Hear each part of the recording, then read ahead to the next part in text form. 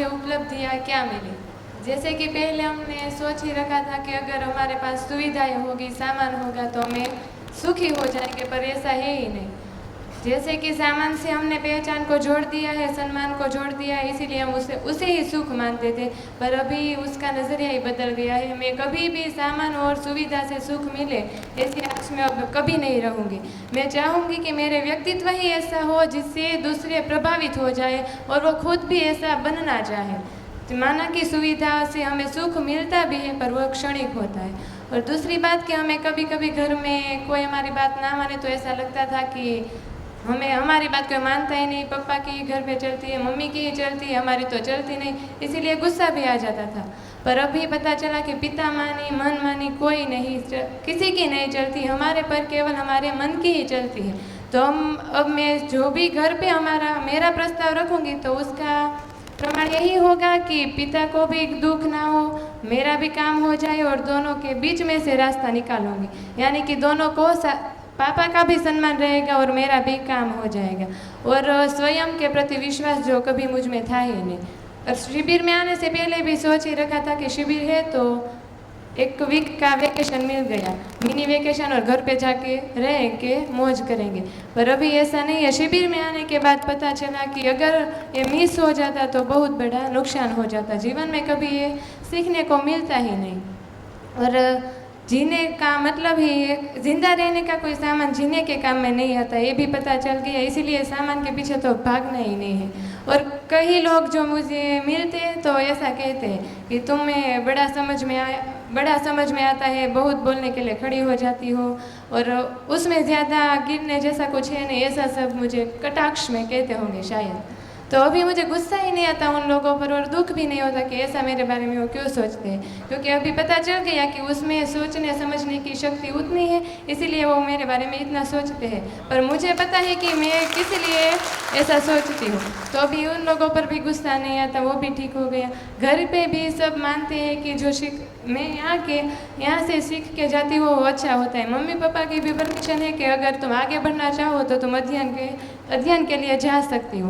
उन लोगों ने भी परमिशन दे दी है और मुझे भी वो अच्छा लगा कि उन लोगों ने मेरे ही जिद के कारण नहीं, पर उसने मुझ में जो चेंजेस देखे उस पर से उन लोगों ने ये मुझे परमिशन दी है। और अभी तक हमने जो वो भी सीखा कि हम अभी के लिए जो वस्तु खरीदते थे तो हमें लगता था कि उस वस्तु पर हमारा मालिकीपन है, इसीलिए हम उसके साथ मनचाहा बर्ताव करते थे। जो वस्तु हमने खरीद ली तो हमारा मालिकीपन है, तो हम चाहे जो भी करें, दूसरों को उनसे क्या लेना देना। पर ऐसा नहीं है, हम सिर्फ मानव श्रम के ही कीमत चुकाते हैं। वास्तव में जो हमने जो लिए ही चीज़ है वो प्रकृति के पास से ली है और हमने दिया क्या, वो प्रश्न खड़ा होता है। तो सच में हमने उसे कुछ दिया ही नहीं है, जो है उन्हें भी हमने बिगाड़ा है। तो ये भी पता चल गया कि जितनी आवश्यकता होगी उतना ही लूँगी और पूरा सहयोग करूँगी कि प्रकृति का जो संतुलन है वो ऐसे ही बना रहे और उन्हीं के साथ हम सब चलें। और अस्तित्व यानी कि अब तक पता नहीं था कि जो व्यवस्था में है उन्हें स्वीकार है। अस्तित्व और सह अस्तित्व का भी पता चल गया। अगर स्वयं के प्रति अगर हमारा विश्वास होगा तो हमें दूसरों को की ज़रूरत ही नहीं होगी। हमारे में जो चेंजेस आएंगे वो लोग सामने से ही देख पाएंगे और उन्हें भी लगेगा वो इतने खुश है तो हम भी कैसे खुश हो सके, तो उन्हें भी ऐसे खुश होने की इच्छा जागृत होगी। इसीलिए जैसे हमें हमारे प्रति विश्वास आएगा, हमारे कुटुंब में जो सदस्य होते हैं उन्हें भी वो दिखेगा ही और वो भी हमें अपनाएंगे। और जैसे ही परिवार सुखी होगा तो समाज तो सुखी होना ही है, क्योंकि समाज होता है वो परिवार से ही बना होता है। और परिवार सुखी होगा, समाज सुखी होगा, सब में समाधान होगा, अभय होगा, भय से मुक्ति होगी और समृद्धि होगी, तो विश्व को भी आगे बढ़ने से कोई रोक नहीं सकता। ये जो सारे दूषण है, भ्रष्टाचार, करप्शन, रेप, वो ऐसे ही खत्म हो जाएंगे, क्योंकि अभी तक सब में समझ ही नहीं है कि जीने की सही वजह क्या है। पाना तो सुख ही है। सर ने कहा था जैसे कि एड्रेस गलत है, पर सर मैं कहती हूँ एड्रेस सही है, वहाँ तक जाने का रास्ता गलत है। अभी तक हमारे पास रास्ता ही नहीं था, इसलिए हमें ऐसा लगता था कि एड्रेस गलत है। अब पता चल गया, जीने की सही सीख मिल गई है, सब समझ में आ गया कि सब प्रकृति में है कैसे। और अभी तक लगता था कि ईश्वर के भरोसे छोड़ देते थे, ईश्वर है, नसीब में लिखा वही होगा। ऐसे ही हम कभी दुख मिले तो ऐसे ही बैठ जाते थे कि अब आगे क्या होगा वो ईश्वर देखेंगे, हमारे नसीब में ही ऐसा लिखा तो ऐसा नहीं है। हमारी खुशी की जिम्मेदार सिर्फ हम हैं। अगर हम चाहते हैं कि हम खुश रहें तो हम हो रह सकते हैं। उनके किसी की हैसियत नहीं कि हमें वो दुखी कर पाए। अगर हम चाहते हैं तो हम खुद खुश रह सकते हैं। और अभी तक हमें लगता था कि ईश्वर ही सब कुछ है, तो पृथ्वी का भी निर्माण नहीं हुआ है, उसका भी प्रकटन है। जैसे कि हमें मुझे ही ऐसा क्वेश्चन था कि मानव के 2 पैर कैसे हैं, 2 आँखें कैसे है, तो उसका भी जवाब मिल गया सर कि हमने प्रकृति ने बनाए नहीं, हमारा खुद प्रकटन हुआ है, इसीलिए हम है वही वास्तविकता है और दूसरी कोई वास्तविकता है ही नहीं।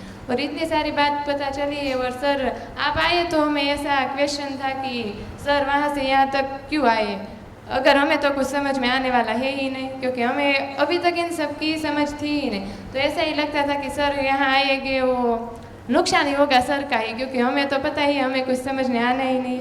और अब आप जा रहे हैं तो भी वही क्वेश्चन है कि आप जा क्यों रहे हैं, यही क्यों नहीं रहते। मैं ये कहूँगी कि सर मैं आपसे प्रॉमिस करती हूँ कि मुझे इतना खुद के प्रति विश्वास है ही कि मैं कर लूँगी। देर लगेगी पर होगा सही। मैं भी शिविर करूँगी और सामने आपको बिठा के।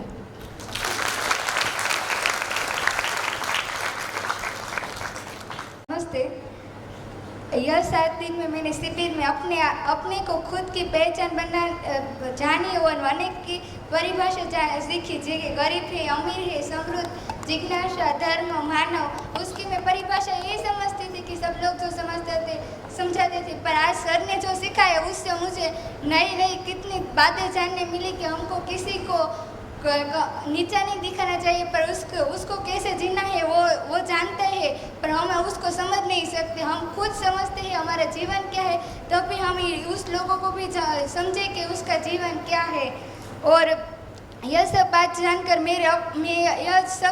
मैं अपने जीवन में अमल में उतरूंगी कि मुझको क्या करना है, और मैं खुद को समझूंगी और दूसरों को भी समझने की कोशिश करूंगी। क्योंकि जब तक हम नहीं समझते, हम पर विश्वास नहीं होता, तब पर हम किसी पर विश्वास भी नहीं कर सकते और किसी को समझ भी नहीं सकते। कल आपने जो ईश्वर की बात की उससे मुझे सामने ईश्वर की साक्षात्कार दिख गया कि ईश्वर सामने ही है, पर हम उसको पहचान नहीं सकते हैं। इस शिविर के दरमियान मुझे मेरे पेरेंट्स ने सब कुछ बचपन में सिखाया था, पर मैं बचपन में खेल में सब भूल गई थी। पर आपने जब शिविर किया सब कुछ मुझे याद आ गया और नई बातें भी मुझे जानने मिली। इसीलिए आपका और सभी शिविरार्थी भाइयों और बहनों का खूब आभार। आप आज मिले हैं तो और कब मिले कि मुझको पता नहीं, पर आपका जो आपने सिखाया वो मैं जीवन भर याद रखूँगी।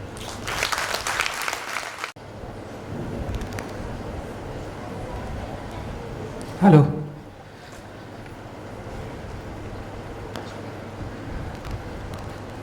पता नहीं वहां से कैसे उठ गया और यहाँ तक आ गया।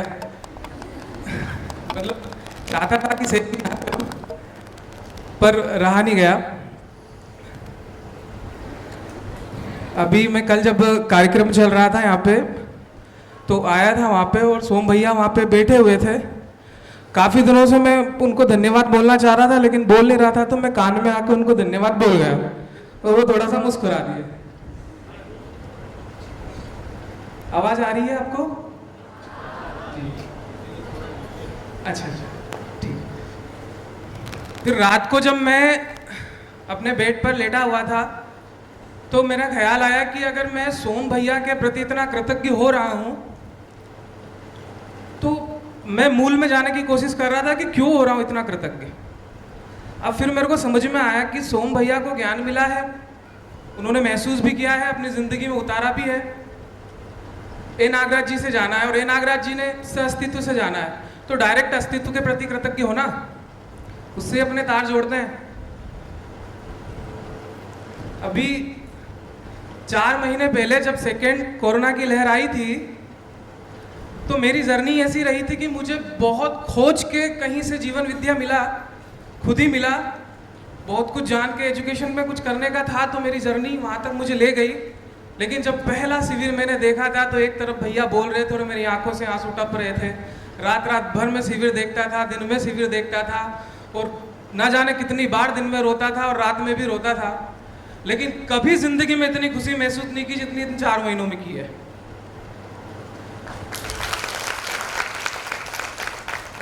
और मैं फिर मेरी सोच चालू हुई कि जिंदगी के बारे में सोचने लगा, मृत्यु के बारे में सोचने लगा, सारा सर्कल सोचने लगा। उसके पहले तो सोचता था 10 करोड़ कैसे कमाऊं, 100 करोड़ तक कैसे पहुंचूं और आगे कहां पहुंचूंगा। पहचान बनाने में लगी हुई थी और बहुत बोझिल लगता था और देखता था कि बड़े लोगों में सारों में खोखलापन है, प्यार से मुस्कुरा के बातचीत कर लेते हैं, लेकिन एक दूसरे के प्रति वो इतना प्यार नहीं है। और वो जिस दिन उतना प्यार आ गया, अभी इतना चेंज आया है कि झूठ बोलना मेरे को बहुत नॉर्मल लगता था। और जब से मैं अपने आप में महसूस किया हूं तो झूठ भी बोलता हूं तो बेचैनी होती है। और मैं सच बताऊं आपको तो मैं सोचता था कि अगर सफलता के मायने पैसे कमाना, पहचान बनाना या कुछ और बनाना होता तो भगवान मुझे या ईश्वर मुझे 50 साल जीने की तो गारंटी देता। उसने मुझे गारंटी नहीं दी। मैं अगले 10 सेकंड जीऊं ना जीऊं मुझे नहीं पता। जब वो बात की सिक्योरिटी नहीं दे रहा है तो ये सफलता के मायने हो नहीं सकते। जर्नी बहुत अपनी होती है। अभी आपके अंदर जिज्ञासा जगी होगी, लेकिन जर्नी आपकी होगी। आप अलग अलग एंगलों से चीजों को देखोगे, सुनोगे, समझोगे। हर कुछ पढ़ने में मजा आएगा आपको, हर कुछ पढ़ने में मजा आएगा और हर कुछ से आपको एक ऐसा नजरिया मिला है जो आपकी जिंदगी को मेरे पिताजी जो हैं पहले से ईश्वर में बहुत बिलीव करते हैं, तो अंदर ईश्वर को नकारा भी नहीं जा सकता था इतनी आसानी से।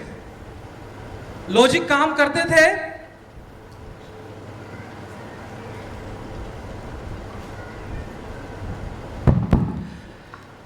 लास्ट बात, मैं आपको सच बता रहा हूं कि मुझे ऐसा लगा कि इस जीवन यात्रा में मैं कभी भगवान को मिल नहीं सकता था, उसे महसूस नहीं कर सकता था। ऐसा शायद निकल जाता अगर जीवन विद्या मेरी जिंदगी में नहीं आता, लेकिन सच में मैंने महसूस किया उस खुदा को अपने अंदर।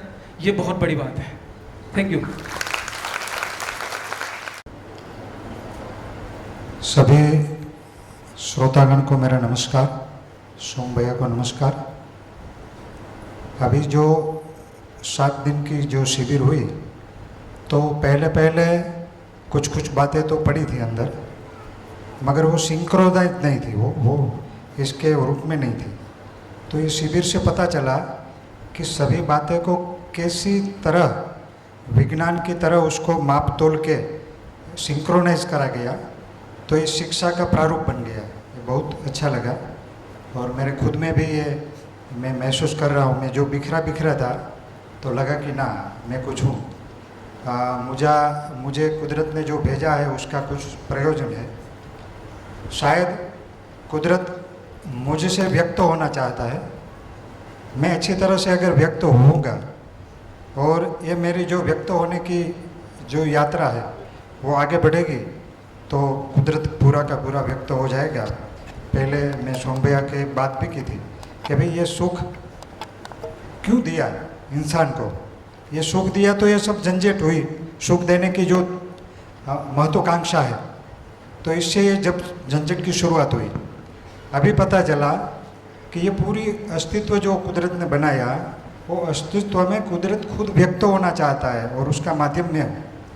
तो ये पता चला।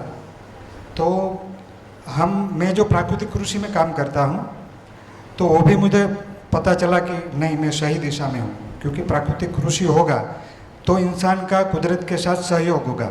अभी जो रासायनिक कृषि हो रही है वो बिल्कुल असहयोग है पूरे अस्तित्व के साथ। तो ये मेरा काम कितना महत्व का है उसका और भी मुझे महत्व लगा।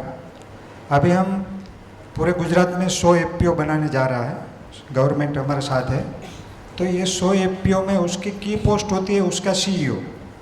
ये सीईओ सही है तो ये पूरा एफपीओ सही मायने में चलेगा। तो हमारे मित्रों के साथ मिलकर हम बात थोड़ी की है फ़ोन से, अभी मिलेंगे तो करेंगे कि अगर सब सीईओ ये जो शिविर कर ले, ये समझ में आ जाए तो अच्छे से जो हम करना चाहते हैं, प्राकृतिक खेती को आगे बढ़ाना चाहते हैं, और उनकी वजह से इंसान भी ये जो उसका होने का एहसास है उससे भी हो सकता है। इसके साथ हम जुड़े हैं तो ये बात को भी जोड़ सकते हैं।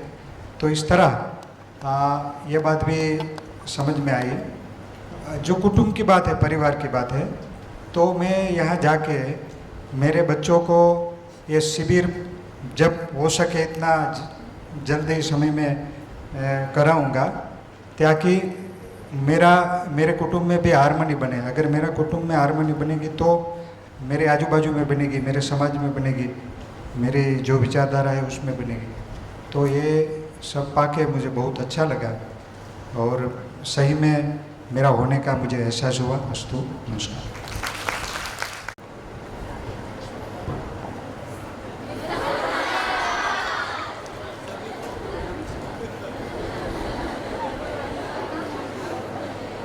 वैसे तो मैं गुजराती हूँ, लेकिन भाव की दुनिया में बहुत बोल पाऊंगा।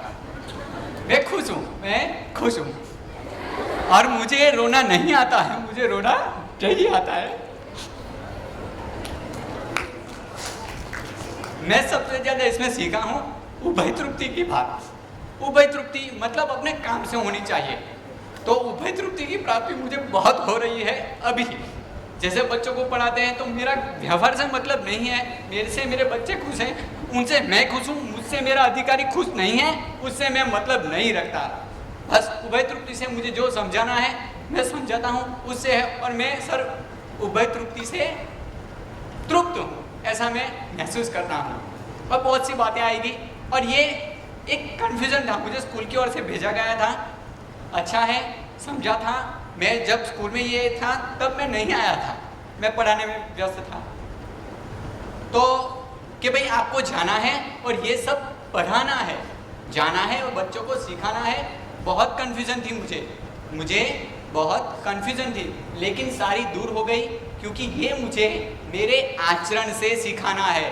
ये सब कुछ मुझे अपने आचरण से सिखाना है और सीधा सिखाना नहीं है। वो 1 साल तक मुझे खुद अपने में महसूस करना है। अगर मुझ में है तो ही मैं सिखा पाऊंगा, नहीं तो नहीं, मैं फेल हो गया। ये बात आती है।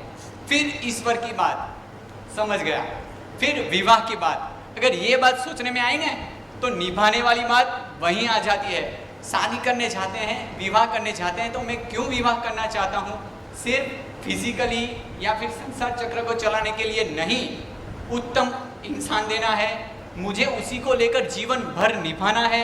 अगर उसमें कुछ गड़बड़ आती है, डेट इज माई फॉल्ट। ये समीक्षा होती है और वो मुझे पीड़ा देता है, तो अच्छा है, तो अच्छा है, समझता हूँ।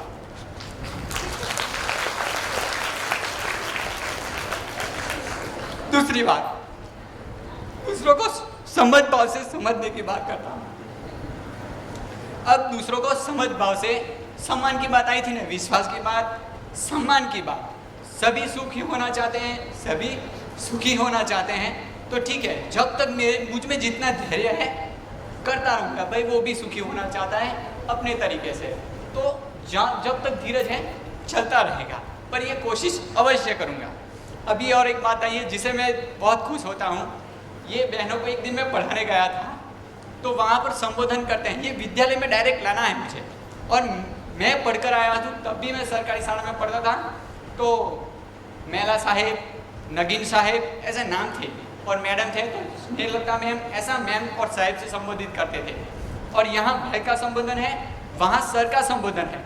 सर है, कुछ प्रॉब्लम हो सकती है, लेकिन अगर कुछ बच्चे को, ये माया बहन को कुछ प्रश्न पूछना है, तो भाई मुझे ये समझ में नहीं आया, मेरा ईगो ही वहाँ खत्म हो जाता है, क्योंकि ये बहन मुझसे जानना चाहती है, और वो एटीट्यूड सब कुछ निकल जाता है। वहाँ जानने की जगह नीचा दिखाने की या आपकी परीक्षा लेने की बात होती है, तो उसमें तो मुझे कंप्लीट रहना ही है, लेकिन इंटेंशन अब सही होना चाहिए, वो हो रहा है।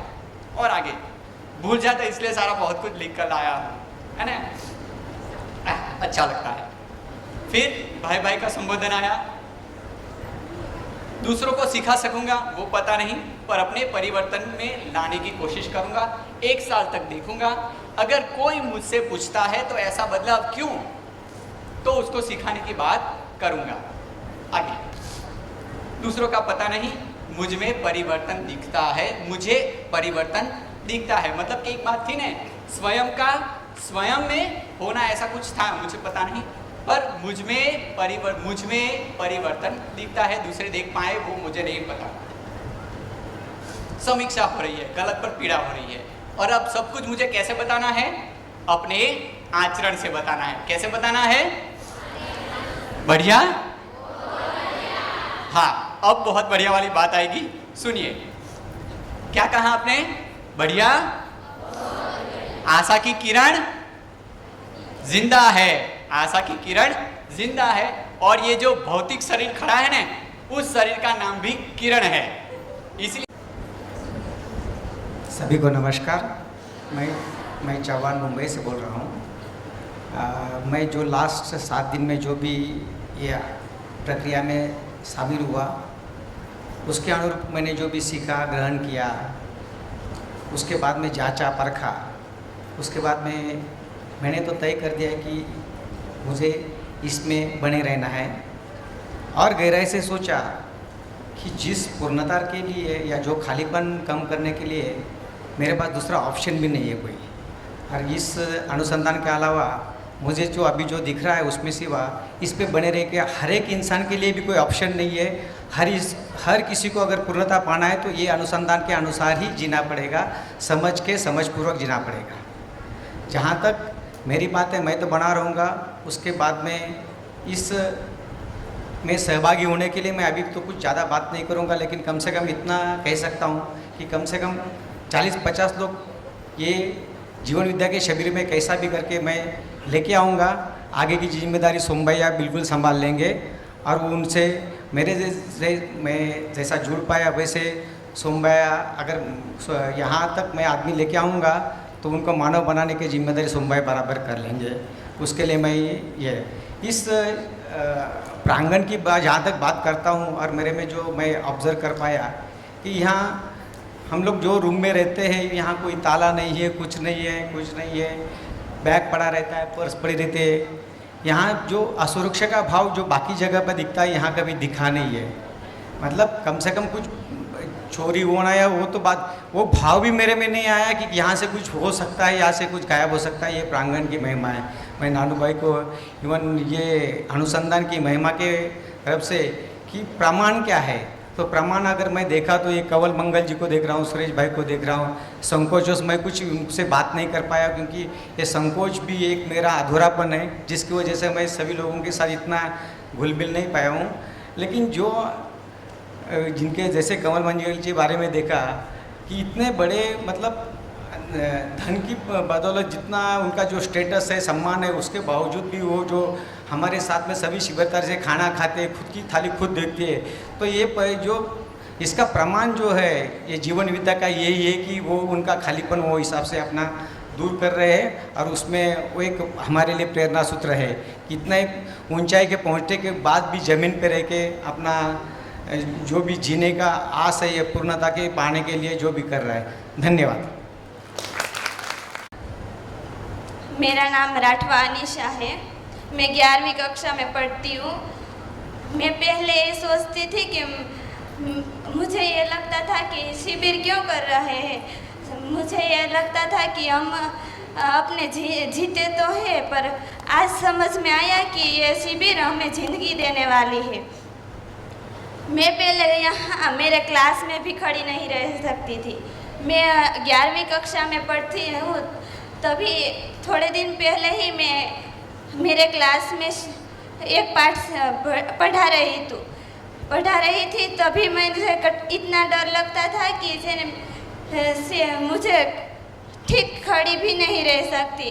पर आज मुझे इतनी मुझे हिम्मत आ गई कि मैं इतने बड़े लोगों के साथ भी खड़ी रह सकती हूँ।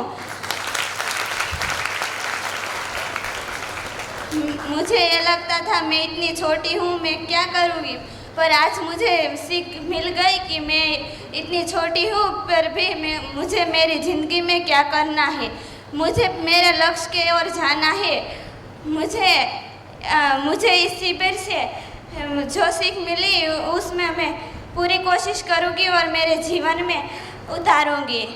सोम भैया ने मुझे सिखाया, वो मुझे बहुत अच्छा लगा और मेरे ज़िंदगी में ये प्रयास करूंगी कि मेरे जो आदिवासी विस्तार में मैं रहती हूँ उसमें मैं कुछ करूंगी और करके ही रहूंगी।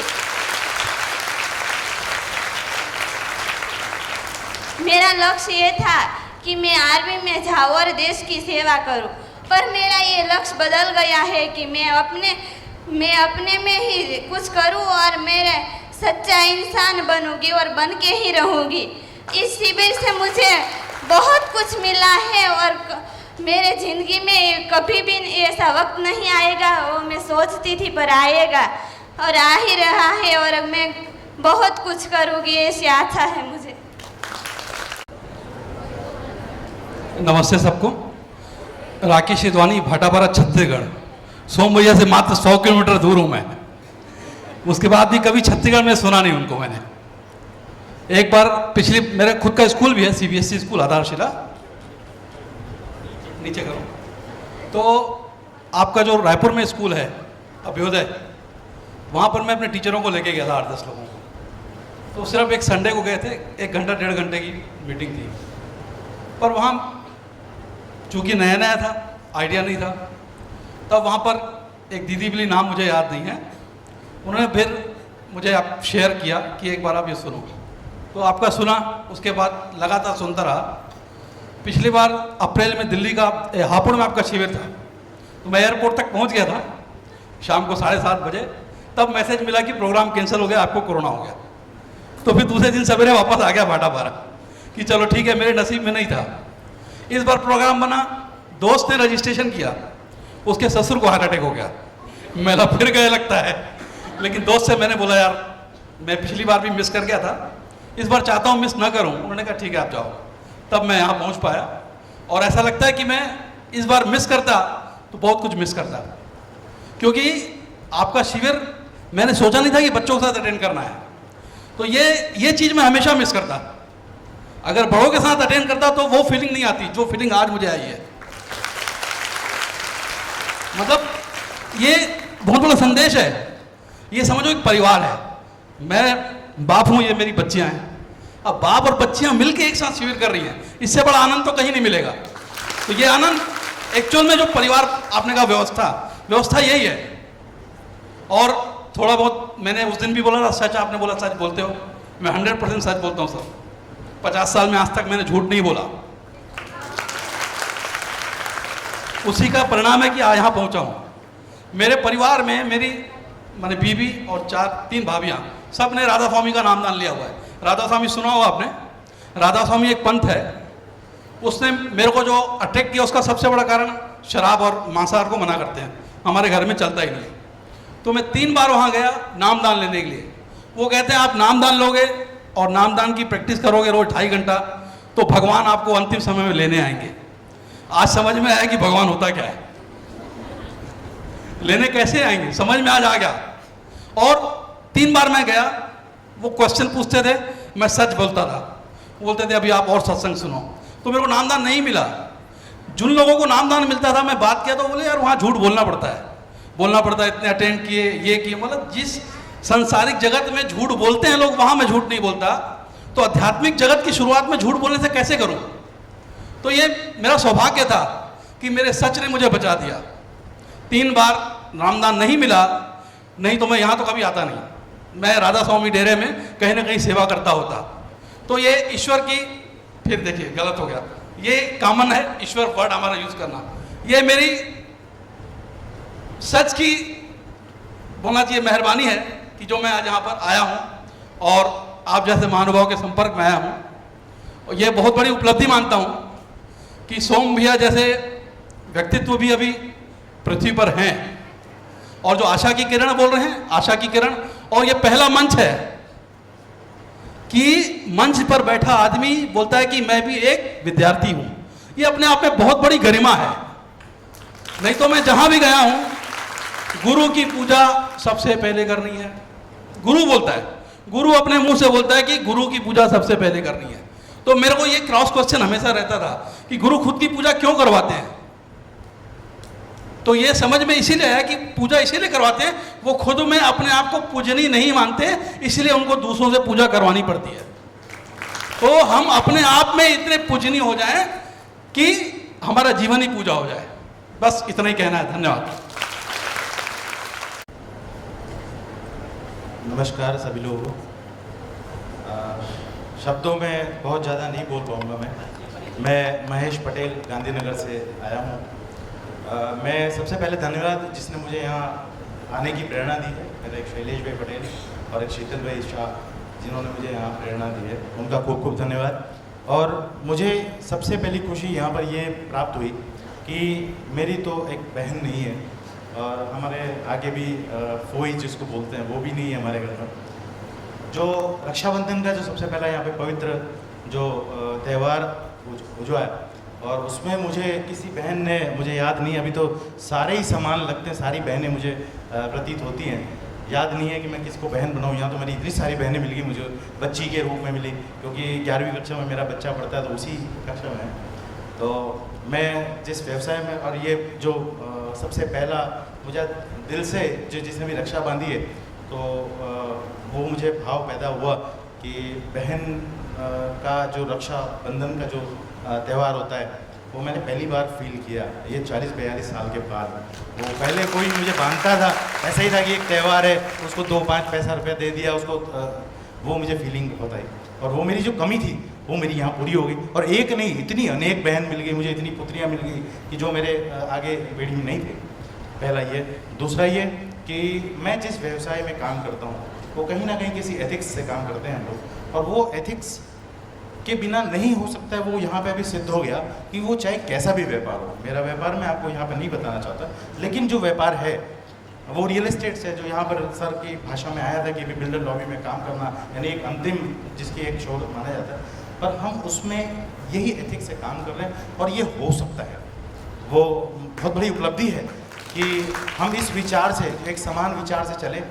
और तीसरा जो अंतिम, कि जो मुझे यहाँ से मैं लेके जाने वाला हूँ, अभी तो ये पहला परिचय शिविर है और मैं अपने जो 1 साल का इसका कार्यक्रम है, जो मतलब एक परिपक्वता जो मिलती है वो 1 साल के बाद ही मिलेगी, ऐसा जो माना गया है। और मैं इसमें पूर्ण रूप से मैं कोशिश करूँगा कि मैं इसे पूरा कर पाऊँ, तो ही मैं अपना जीवन सफल कर पाऊँगा, ऐसा मुझे मानना है। धन्यवाद इन सभी आयोजकों का। और इस संस्था का नानू दादा मुझे एक मेरे दादा के रूप में मुझे यहाँ पे प्रतीत हुए, ये भी मेरे में बहुत बड़ी उपलब्धि है, क्योंकि मैंने अपने दादाजी को सभान अवस्था में मैंने कभी देखा नहीं है।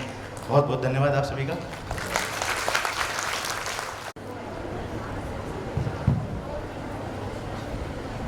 नमस्कार सोम भैया जी। मेरा नाम तुलसी भाई पटेल है। मेरा गांव यहाँ से 3 किलोमीटर सिर्फ विधेपुर मेरा गांव है। ये शिविर करने से पहले मैं जो जीता था वो सिर्फ जिंदा रहने के लिए जीता था। ये शिविर करने से ये महसूस हुआ कि मैं क्या हूँ और कैसे जीना चाहिए। ये बात सबसे बड़ी बात है। और दूसरी बात ये है कि मैं नेचुरल फार्मिंग यानी प्राकृतिक कृषि में कर रहा हूँ पिछले 6 साल से। करीबन 5500 फार्मर को या 5500 खेडूतों को, कृषिकारों को मैंने नेचुरल फार्मिंग सिखाया है। मैं सक्सेस इतना हुआ कि अभी तक जो फार्मिंग कर रहे हैं वो, मान लीजिए एक एग्जाम्पल के तौर पे कापूस की बात कर रहा हूँ तो 15 या 20 मन पर बीघा, यानी कि पर एकड़ 50 मन इतना ही पैदा कर रहा है एवरेज, ऑन एवरेज। तो उनको